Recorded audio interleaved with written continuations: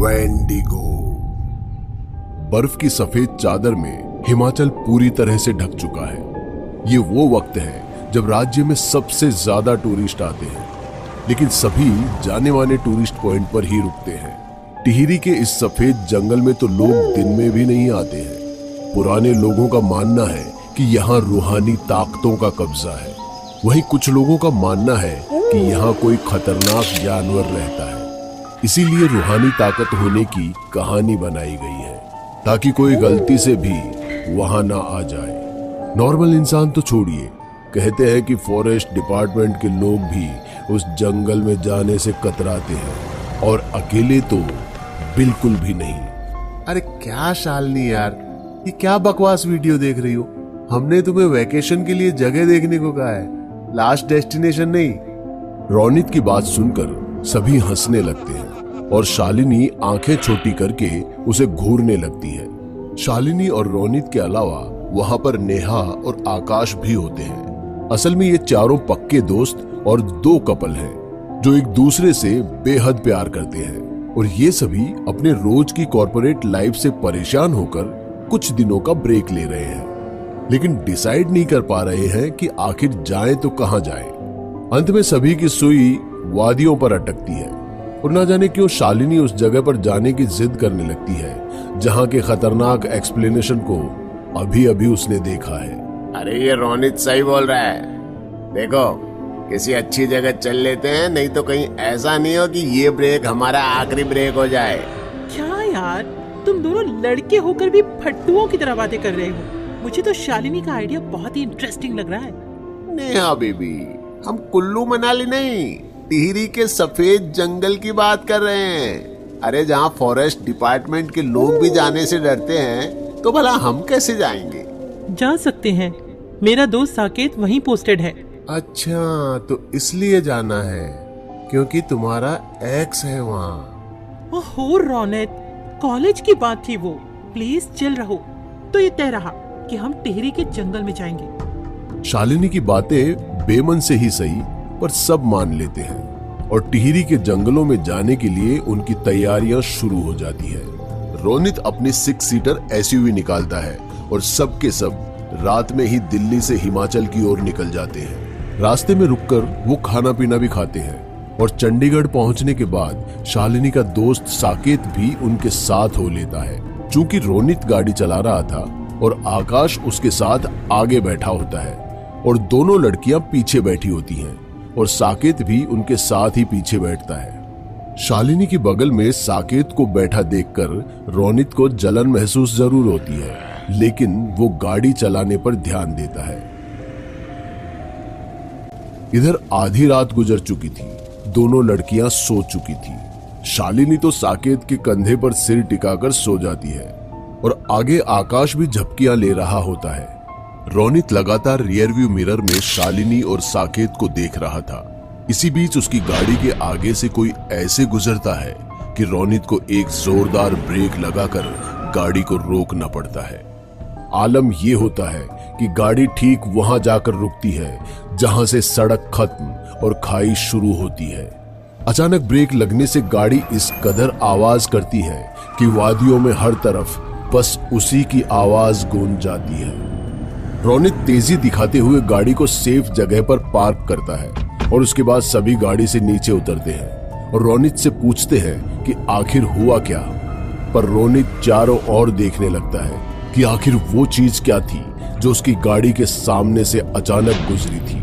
वो जब पीछे गया तो देखा कि रोड पर नींबू और मिर्ची का गुच्छा पड़ा था, जो रोनित की गाड़ी से कुचल गया था। रोनित ऊपर आसमान की तरफ देखता है और चांद के आगे काले बादल छा जाते हैं। इतना कुछ होने के बाद उसे किसी अनहोनी होने की आशंका होने लगती है। वो भागते हुए गाड़ी में जा बैठता है और सभी को गाड़ी में बैठे रहने को कहता है।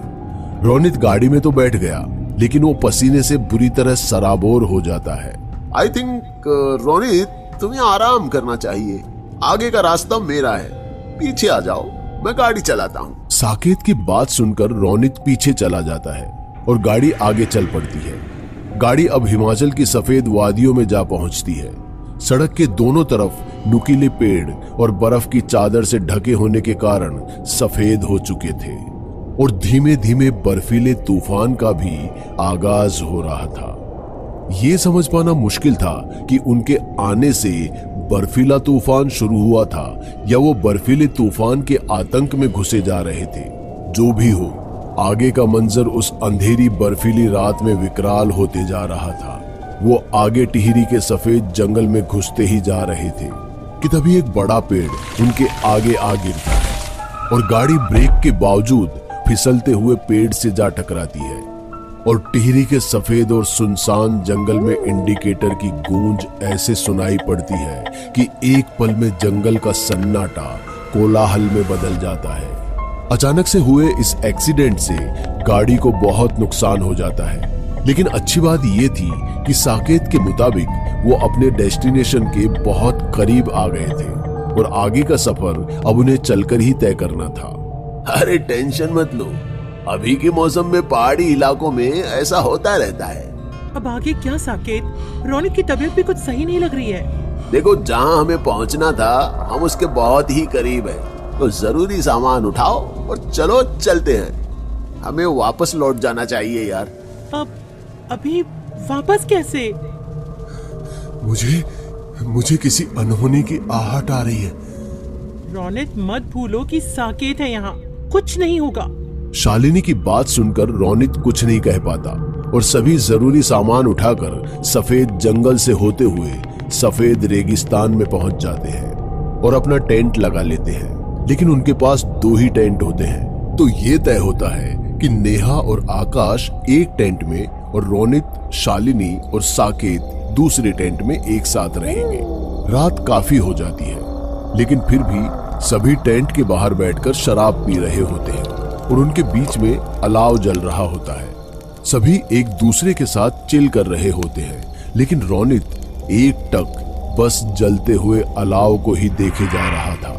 नेहा और आकाश अपने टेंट में चले जाते हैं, फिर साकेत भी दूसरे टेंट में चला जाता है। शालिनी रोनित से भी अंदर चलने को कहती है, लेकिन वो कुछ देर बाहर ही बैठने की बात करता है, जिसके बाद शालिनी भी टेंट के अंदर चली जाती है। उसके अंदर जाने के कुछ देर बाद आसमान में एक रहस्यमयी चमक उठती है और रोनित को फैले हुए सफेद चादर पर कहीं दूर एक आकृति नजर आती है। वो डरकर आंखें मूंद लेता है और जब आंखें खोलता है तो उसे ऐसा लगता है कि वो आकृति ठीक उसके सामने ही है और वो डर से गिर पड़ता है, लेकिन उसके सामने कोई भी नहीं होता है। वो भागते हुए अपने दोस्त आकाश के टेंट पर जाता है और उसे बुलाता है, पर वो दोनों सो रहे होते हैं।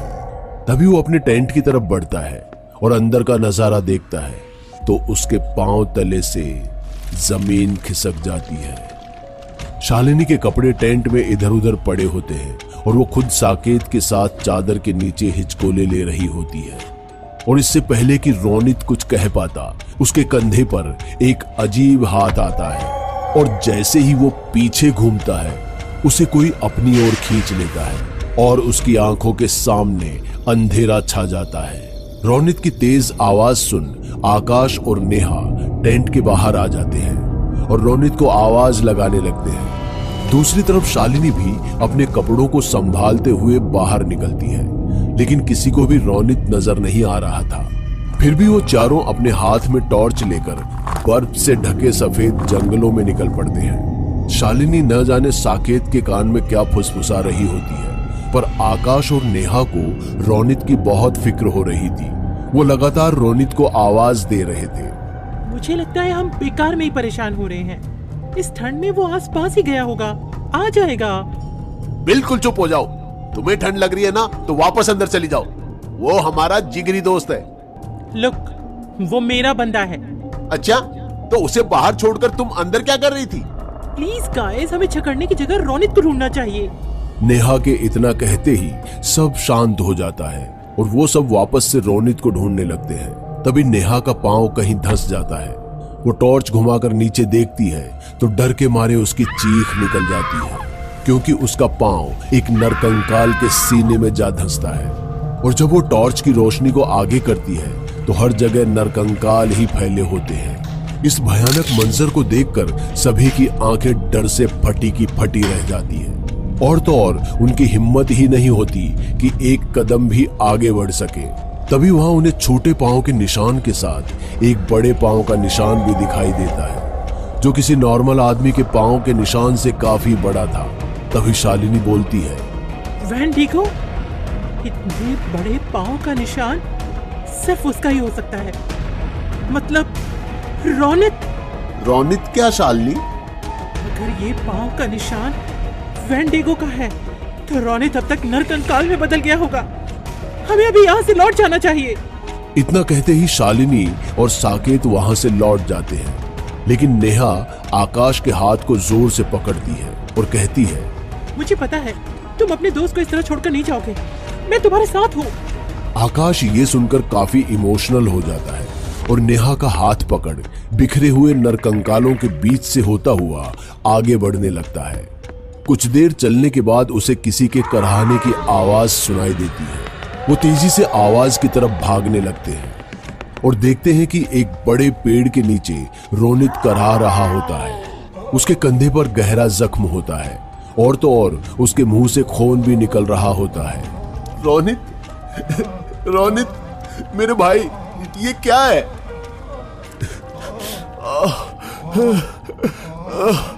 आकाश, नेहा, वापस लौट जाओ यहाँ से। मैं नहीं चाहता कि तुम्हें भी कुछ हो। तेरे बिना तो नहीं। हाँ।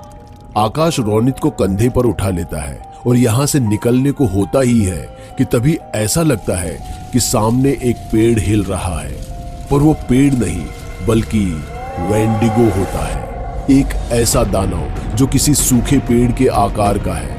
नुकीले नाखून, तेज धारदार दांत, उसकी आंखें किसी लाल लैंप की तरह चमक रही थी और शरीर पर जगह जगह ऐसे जख्म थे जैसे कि वो सड़ रहा हो। वेंडिगो इस बार रोनित को नहीं बल्कि नेहा और आकाश को देख रहा था और चीखते हुए जैसे ही वो वेंडिगो नेहा को पकड़ने के लिए झुकता है, रोनित उसकी आंखों में पास में रखी हुई लकड़ी डाल देता है, जिसके बाद वेंडिगो चीखने लगता है, पर दर्द में नहीं बल्कि गुस्से में। इस बीच नेहा और आकाश रोनित को वहां से लेकर निकल जाते हैं और किसी भी तरह भागते हुए वापस टेंट के पास पहुंच जाते हैं, जहां शालिनी और साकेत अलाव जलाकर बैठे होते हैं और उनके हाथ में मशाल होती है। रोनित को जिंदा देखकर उन दोनों की भौहें कम जाती है। बेमन से शालिनी उनके पास आ ही रही होती है कि तभी आकाश उसे रोक देता है और इससे पहले कि शालिनी कुछ कह पाती, वेंडिगो की इतनी तेज आवाज सुनाई देती है कि वहां की जमीन और हवाओं में सरसरी दौड़ जाती है। शालिनी और साकेत हाथ में मशाल लेकर आगे बढ़ते हैं। वेंडिगो आग से डरता है। साकेत, ध्यान से, हाथ से मशाल ना छूटे।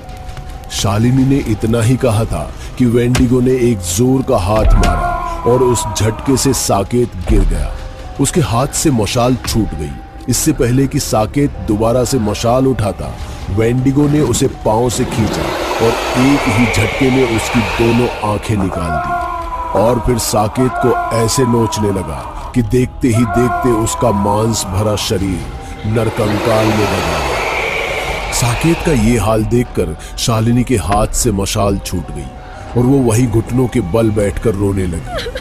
वेंडिगो अब साकेत के नरकंकाल को छोड़ शालिनी की तरफ देखता है और खून लगे मुंह के साथ शालिनी की तरफ अपने दोनों हाथ और पैरों को बढ़ाने लगता है और ऐसे गुर्राने लगता है कि जैसे सबको नोच खाएगा।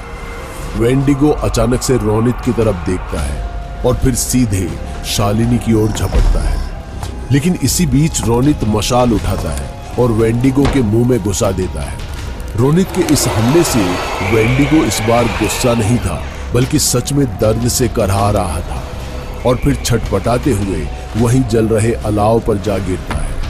वेंडिगो उस अलाव पर गिरने के बाद ऐसे धू धू करके जलने लगता है जैसे उसी अलाव का हिस्सा हो। उसकी चीख से पूरा जंगल कांप उठता है और फिर आकाश रोनित से कहता है, रोनित, चल भाई यहां से निकलते हैं। आकाश, तुम लोग यहां से निकलो। और तुम? मेरा छोड़ो शालिनी, वैसे भी हमारे बीच अब कुछ नहीं बचा है, चली जाओ यहां से। रोनित ये सब कहते हुए बड़ी ही अजीब सी हरकत कर रहा था। कभी उसकी गर्दन मोड़ रहा था तो कभी अपने हाथों को। उसका शरीर ऐसे अकड़ रहा था जैसे टूटकर बिखर जाएगा। दूसरी तरफ अब शालिनी साकेत के मरने के बाद वापस से रोनित से जा चिपकी और ऐसे रोने लगी जैसे उसे रोनित की कितनी फिक्र हो। शालिनी, अगर तुम मेरे से इतना ही प्यार करती हो तो मेरे साथ यहीं रुक जाओ और इन दोनों को जाने दो। हम तुझे छोड़कर कहीं नहीं जाएंगे। आकाश इतना ही कहता है कि रोनित शालिनी को धक्का देता है और आकाश को अपनी तरफ खींचता है और उसके कान में कुछ कहता है कि उसकी आंखें फट जाती है। फिर नम आंखों के साथ वो नेहा को वहां से लेकर निकल जाता है। वो जब जंगल में काफी दूर निकल जाते हैं और एक बस स्टैंड पर रुककर बस के आने का इंतजार करने लगते हैं, तब नेहा मायूस होकर पूछती है, आखिर तुम रोनित को उस शालिनी के साथ अकेले कैसे छोड़ सकते हो? क्योंकि वो अब हम में से एक नहीं रहा। ये कैसी बातें कर रहे हो तुम? तुम्हें पता है उसने मेरे कान में क्या कहा? इसके बाद आकाश बताता है कि वेंडिगो एक श्रापित दानव है जो कभी खत्म नहीं हो सकता, और अगर कोई उसे मारने की कोशिश करता है या मार देता है तो वो फिर अगला वेंडिगो बनकर उस श्राप को झेलता है। और अब रोनित भी एक वेंडिगो बन चुका है। मतलब शालिनी? उसे उसके किए की सजा मिलेगी। दोस्तों, अगर आपको हमारी कहानी अच्छी लगी हो तो लाइक, कमेंट और शेयर जरूर करें। साथ ही रेगुलर अपडेट के लिए चैनल को सब्सक्राइब करें।